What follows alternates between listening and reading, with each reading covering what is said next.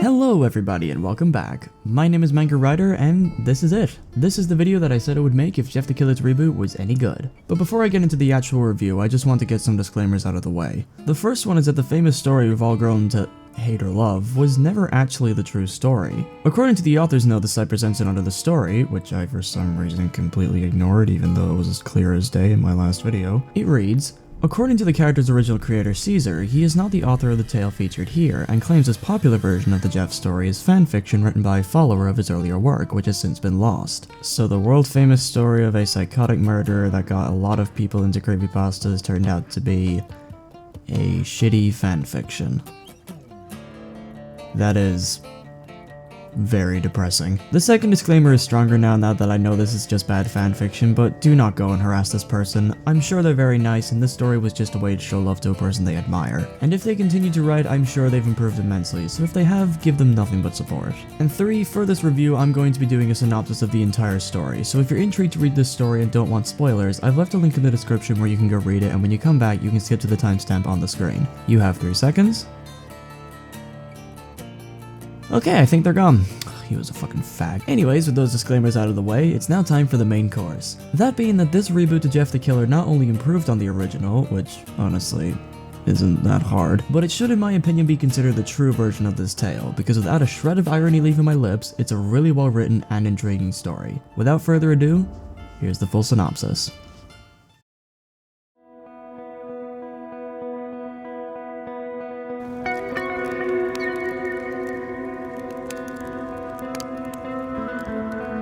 The reboot starts off on the right foot by tossing out the pointless newspaper article that was meant to scare us in the original, which might add another sin for the article contributing nothing to the plot, thank you, and go straight into the part where Jeff and his family move to a new neighborhood, which we find out later is located in Mandeville and the family originally lived in New Orleans, which when I did some research into what life is like in both areas, the author represents the two drastically different lifestyles very nicely. This information also does great at showing how the different lifestyles affects the characters, with the bullies being rich and used to being feared, whereas Jeff and Lou know the ins and outs of confrontation while also being snarky and witty assholes. I don't know whether the author lived in these two lifestyles or just did extensive research, but the realism is something I greatly appreciate nonetheless. Off to a very good start. Where the reboot differs, however, is that Jeff and Lou aren't moving during school time, but rather the summer holidays, which makes sense, and they decide to go and explore the new neighborhood on their bikes to see what they can find. From here on out, the reboot is only barely like the original, so get that garbage out of your head and prepare for dramatic improvement. Jeff and Lou find a video store during their quest of the new place, and after some very witty banter, go in and see if they can get some free movies when the bullies strike, where they're seen playing with Jeff and Lou's bikes.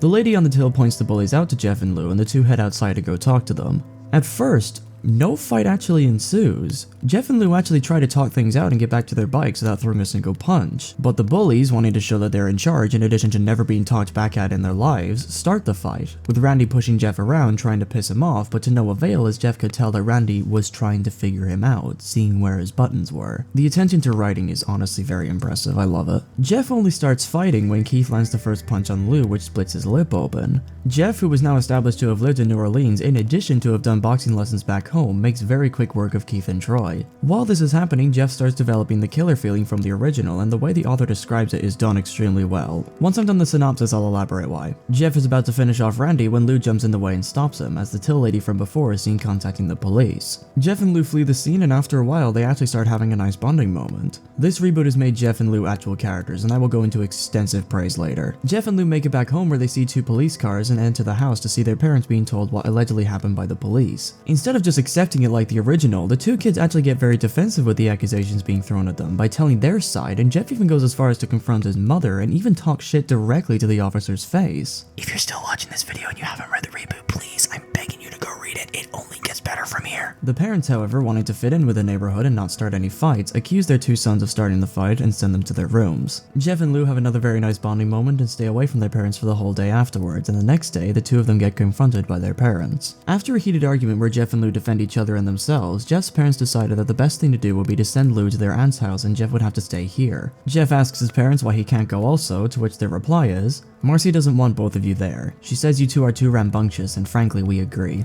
God, I love Jeff and Lou. Jeff for a few days has to live life without his brother, which gets very boring, and one day is woken up by his mother, who manipulates him into going to Randy's house to apologize to him. After a really fake happy introduction to Randy's mother, Jeff spends the day with Randy, and in a surprising turn of events, they actually get along very well with each other, and they both share their frustrations about their lives, families, and Randy even shit talks his friends for being fake like the town itself. Fakeness is a reoccurring theme in this retelling, and it's actually really well implemented. This goes south, however, as when their mothers leave the house to do shit Jeff doesn't care about, Randy shows Jeff a flare gun in the garage, and Jeff gets jumped on by Troy, Keith, and Randy himself, who was just putting on a ruse this whole time. Jeff gets the killer feeling again and beats the daylights out of all three of them this time, but before he could finish them off, he's interrupted by Randy's mother coming back with his mother. Randy hastily tries to put the flare gun away, but accidentally cocks it, drops it, and the gun fires straight at Jeff, which burns the entire left side of his face. His killer feeling comes back to combat the pain before he passes out. Jeff regains consciousness in a hospital where he overhears his parents talking to a doctor, and when they tell the doctor to leave, in addition to Lou, who showed genuine concern for his brother, his mother starts ranting on how Jeff is going to look like a monster and she's worried about her image. If you thought the parents were horrible in the original, then this reboot will make you despise them. These are genuinely awful characters, but not in the worst way. And to top all that off, Jeff finds out that Randy lied to his parents because he told them that Jeff got the idea to play with the flare gun and shot himself in the face. Jeff gets the killer feeling once again. Jeff spends a while longer in the hospital where he meets a nice nurse that helps him out, and then comes the day where he will see his face for the first time. The nurse asks him if he wants to see his parents, and after a very small but very pleasant back and forth, Jeff sees his face alone. Instead of his skin being white and having a leathery feel to it, his hair being black and having very red lips, Jeff's face is properly disfigured. His left side contains a long scar that almost looks like a permanent smile. The hair on the left side has been singed off with only a few strands left, and his left eye is completely dead to a point where he can't even blink with it. This is both creepy and very believable at the same time. After an awkward car ride home, Lou wants to go somewhere to celebrate Jeff's return, but Jeff's parents tell them both to go to their rooms and to go to sleep. This will be used really well later. Jeff and Lou have another one-on-one chat with each other, but Jeff, having been through so much shit up to this point, is acting very strange. Lou, concerned for his brother, goes to his parents' room and asks if they could go and talk to him, which they immediately refuse. I bury myself for Lou. A few hours later, Jeff's parents are suddenly awoken to Jeff standing there, holding a knife. Jeff murders his dad after talking with him for a bit and advances on his mother, berating her with everything she said about him while he was in the hospital and that she should take the advice she told him and Lou the moment they got home. His mother asks what she said, to which Jeff replies, "Go to sleep." Jeff gets the killer feeling one last time. Jeff, after murdering his parents, goes into his brother's room and shakes him awake. He has one final bonding moment with his brother, tells him he's now free, and after Lou falls back asleep, Jeff leaves him and disappears into the night, never to be seen again.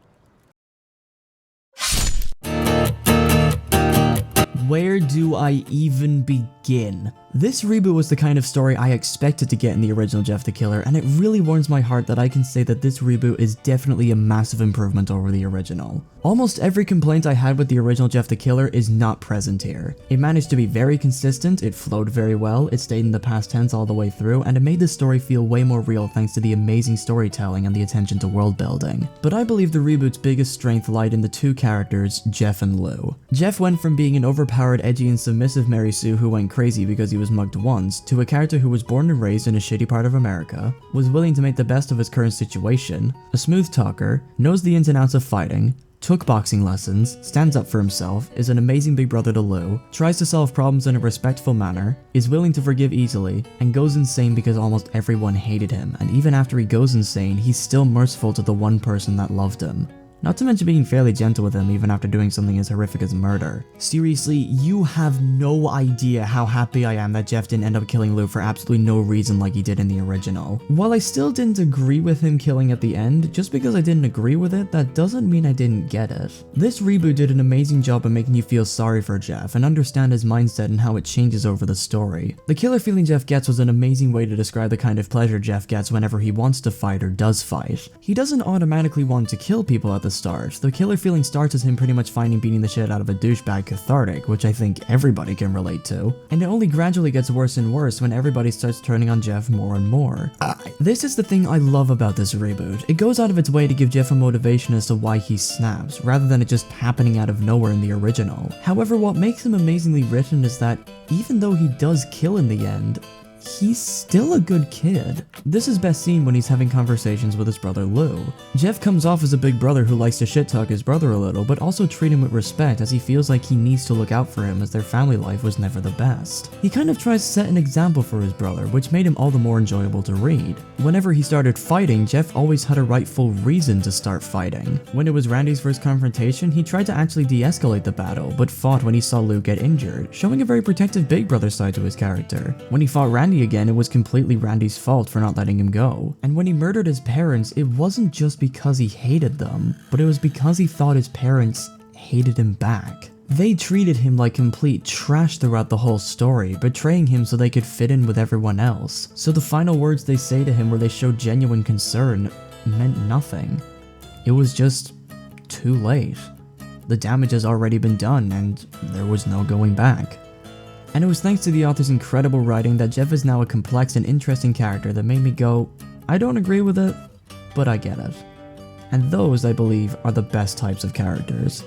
I might actually do a video on that trope. If you want to see it, leave a comment. The author also did a splendid job at characterizing Lou, who in the original did absolutely fuck all. You could have left him out of the original and pretty much nothing would have changed. While he still doesn't have the biggest impact on the story, it was very nice to see him have some characters sewn onto his bones here and there. I especially liked how much he cared for his brother and how well he gets on with him. That's wholesome brotherly shit that I love to death. Although, as much as it does hurt me to do this, I don't want to come off as saying that this reboot was perfect, because let's be real, nothing is. Here are some criticisms I have towards this story. These are merely just little nitpicks that I found when I read it, but I still feel like these are worth mentioning. My first criticism is that in the original story, Jeff was 13 to 14 years old and Lou was about 12 or 13 if I were to give a wild guess. So if the reboot kept the ages the same as the original story, Jeff and Lou come off as being a little too mature for their ages. Their dialogue sounds much more grounded than how a 12 to 14-year-old would talk, and it comes off as a little off-putting. If the ages were changed for this reboot to say 16 or 17 for both characters, then I'd be completely okay with this change in dialogue, but because the reboot never outright says their ages, I have to go with the thought that the author kept the ages the same, and if they did, it felt kind of weird to read sometimes. Not a massive flaw, just rather a weird choice in characterization.